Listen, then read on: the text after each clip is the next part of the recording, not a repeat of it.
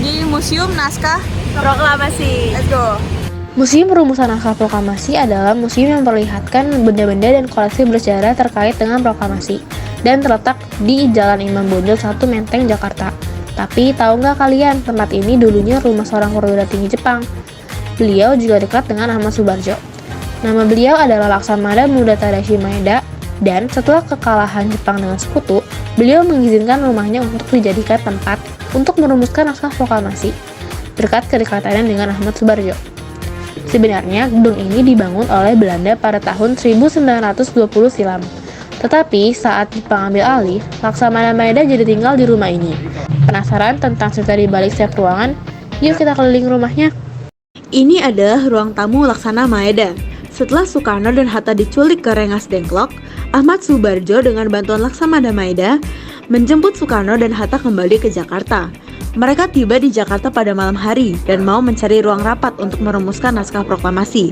Tetapi karena sudah malam, tidak ada ruangan yang tersedia. Di ruang inilah Laksana Maeda menerima Insinyur Soekarno, Muhammad Hatta, dan Ahmad Subarjo ke dalam rumahnya. Beliau mengizinkan mereka untuk menulis naskah proklamasi di rumahnya. Di ruang kedua inilah perumusan proklamasi terjadi. Ini adalah ruang makan rumah Laksamana Maeda. Rapat ini diikuti Soekarno, Hatta, dan Ahmad Subarjo yang duduk bersama.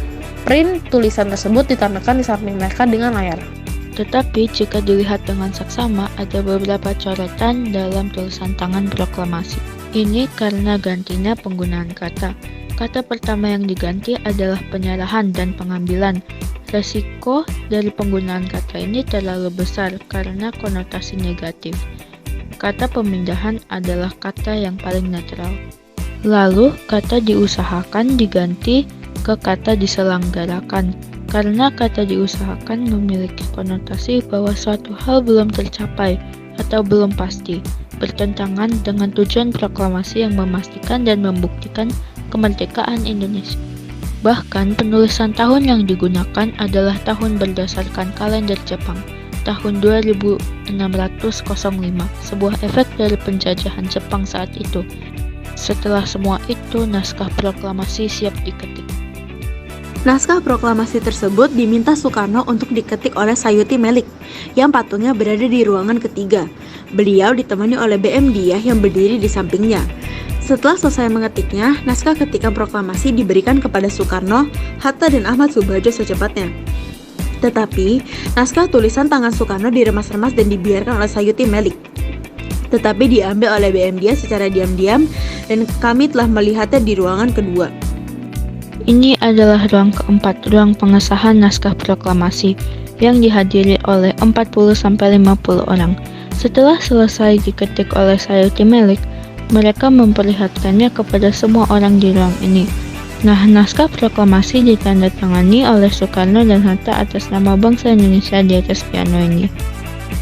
Tetapi sebelum itu mereka memiliki beberapa ide untuk siapa yang akan menandatangani proklamasi ini.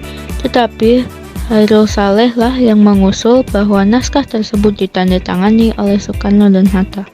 Lalu proklamasi dibacakan dan peristiwa inti selesai. Sebenarnya ada beberapa lagi loh ruangan yang di luar peristiwa inti.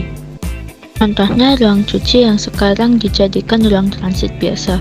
Dulu saat Belanda mendiami rumah ini, pemilik rumah yang berekonomi menengah ke atas dipisahkan dengan para asistennya dengan tangga ini karena ada diskriminasi.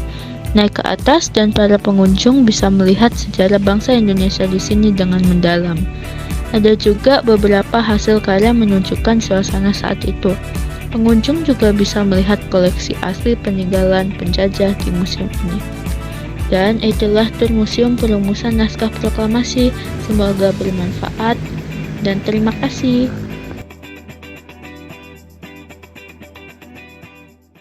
Itu toilet. Tuh, coba kita pilih yang mana yang paling cakep, tak?